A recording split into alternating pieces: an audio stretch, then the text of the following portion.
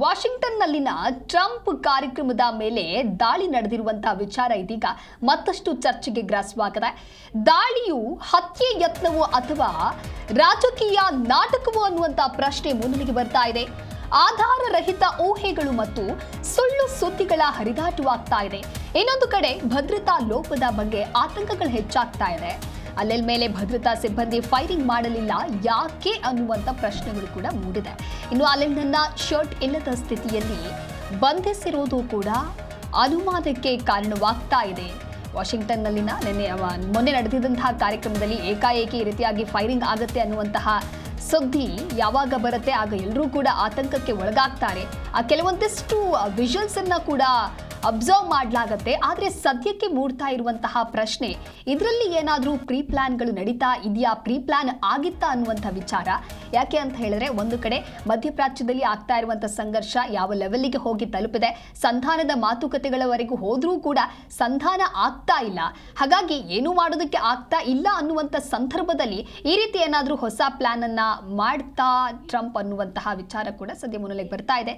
ಈ ಕುರಿತು ಮತ್ತಷ್ಟು ಮಾಹಿತಿಯನ್ನ ನೀಡ್ತಾರೆ ನಮ್ಮ ಪ್ರತಿನಿಧಿ ಮಲ್ಲಿಕಾರ್ಜುನ್ ಪಾಟೀಲ್ ದೂರವಾಣಿ ಸಂಪರ್ಕದಲ್ಲಿ. ಪಾಟೀಲ್, ಇನ್ನು ಇರಾನ್ ಜೊತೆಗಿನ ಉದ್ವಿಗ್ನತೆಯಿಂದ ಜನರ ಕಾನ್ಸಂಟ್ರೇಷನ್ ಅನ್ನ ಬೇರೆ ಕಡೆ ತೆಗೆದುಕೊಂಡು ಹೋಗಬೇಕು ಅಂತ ಹೇಳಿ ಟ್ರಂಪ್ ಏನಾದ್ರೂ ಈ ರೀತಿ ಐಡಿಯಾ ಮಾಡಿದ್ರ? ಸದ್ಯಕ್ಕೆ ಸಿಗ್ತಾ ಇರುವಂತ ಮಾಹಿತಿ ಏನು?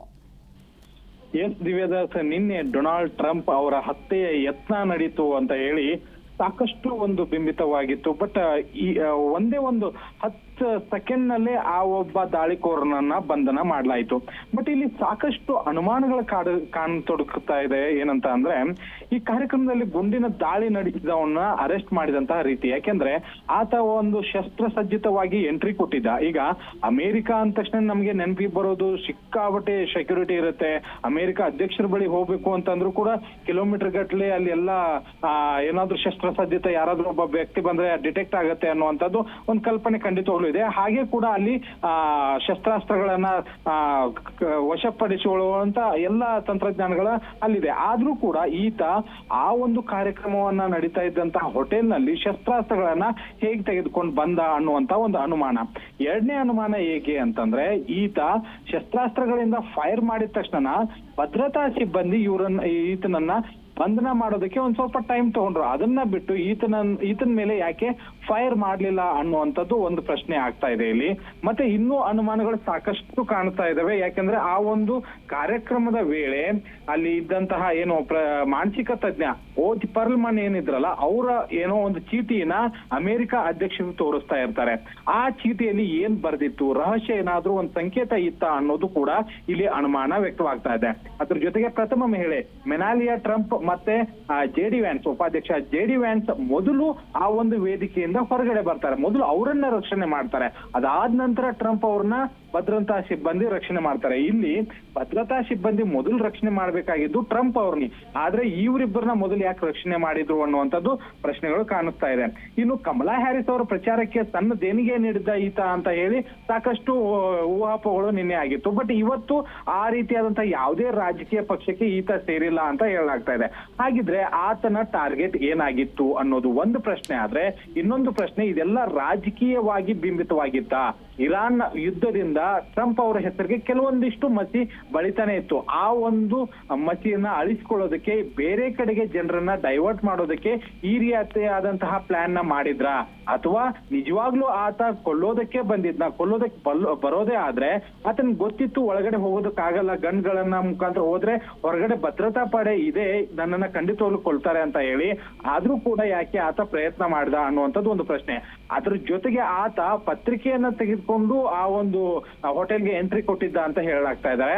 ಹಾಗಿದ್ರೆ ಪತ್ರಿಕೆಯನ್ನ ತೋರಿಸಿದ ಮಾತ್ರಕ್ಕೆ ಎಂಟ್ರಿ ಕೊಡುವಾಗ ಆ ಶಸ್ತ್ರಾಸ್ತ್ರಗಳು ಯಾಕೆ ಮೆಟಲ್ ಡಿಟೆಕ್ಟ್ ಆಗ್ಲಿಲ್ಲ ಅನ್ನುವಂತ ಒಂದು ಪ್ರಶ್ನೆ. ಇದನ್ನೆಲ್ಲ ನೋಡಿದ್ರೆ ಇದು ಜಸ್ಟ್ ಒಂದು ಪ್ಲಾನ್ ತರಾನೇ ಕಾಣಿಸ್ತಾ ಇರೋದ್ರಿಂದ ಇದರಲ್ಲಿ ರಾಜಕೀಯವಾಗಿ ಅನೇಕ ಅನುಮಾನಗಳು ಕೂಡ ಮೂಡ್ತಾ ಇದಾವೆ ಇಲ್ಲಿ ದಿವ್ಯದಾಸ್. ಓಕೆ, ಅಫ್ಕೋರ್ಸ್ ಪಾಟೀಲ್, ಯಾಕೆ ಅಂತ ಹೇಳಿದ್ರೆ ನಿನ್ನೆ ಈ ದಾಳಿಗಳು ಅಟ್ಯಾಕ್ಗಳಾದಂಥ ಸಂದರ್ಭದಲ್ಲಿ ಈಗ ಆಯಿತು ಅನ್ನುವಂಥ ಸುದ್ದಿ ಯಾವಾಗ ಹೊರಬರುತ್ತೋ ನಂತರ ಡೊನಾಲ್ಡ್ ಟ್ರಂಪ್ ಅವರು ಒಂದು ಸ್ಟೇಟ್ಮೆಂಟ್ ಅನ್ನು ಕೊಡ್ತಾರೆ. ಇದೇನು ಮೊದಲ ಬಾರಿ ಅಲ್ಲ, ಸಾಕಷ್ಟು ಬಾರಿ ಅಟ್ಯಾಕ್ಗಳು ಆಗಿದೆ ಅಂತ. ನೀವು ಹೇಳ್ತಾ ಇರುವ ಎಲ್ಲ ಪಾಯಿಂಟ್ಸ್ಗಳನ್ನ ಉಲ್ಲೇಖ ಮಾಡಿ ನೋಡಿದ್ರೆ, ಒಂದು ವೇಳೆ ಈ ಅನುಮಾನ ಏನಾದರೂ ನಿಜ ಆಯಿತು ಅಂತ ಹೇಳಿದ್ರೆ ಇದು ಇನ್ಯಾವ ರೀತಿಯಾದಂಥ ಸ್ವರೂಪವನ್ನು ಪಡೆದುಕೊಳ್ಳುವಂತಹ ಚಾನ್ಸಸ್ ಇದೆ ಪಾಟೀಲ್? ಖಂಡಿತ. ಒಂದೇನು ಅಂತಂದ್ರೆ ಯಾವುದೋ ಒಂದು ದಾಳಿ ಆದ ತಕ್ಷಣನೇ ಟ್ರಂಪ್ ಆಗಿರ್ಬೋದು ಅಥವಾ ಬೇರೆ ಎಲ್ಲೇ ದಾಳಿ ಆದ್ರೂ ಕೂಡ ಅದರಿಂದ ಹೊರಗೆ ಬರೋದಕ್ಕೆ ಕೆಲವೊಂದು ಸಮಯ ಬೇಕಾಗತ್ತೆ. ಬಟ್ ಡೊನಾಲ್ಡ್ ಟ್ರಂಪ್ ಏನ್ ಮಾಡ್ತಾರೆ ಅಂತಂದ್ರೆ ದಾಳಿ ನಡೆದ ಒಂದು 5-6 ನಿಮಿಷದಲ್ಲೇ ಒಂದು ಪ್ರೆಸ್ ಮೀಟ್ ನ ಮಾಡ್ತಾರೆ. ಅವ್ರ ಮುಖದಲ್ಲೂ ಕೂಡ ಅಂತದ್ ಏನು ಭಯದ ವಾತಾವರಣ ಇರ್ಲಿಲ್ಲ.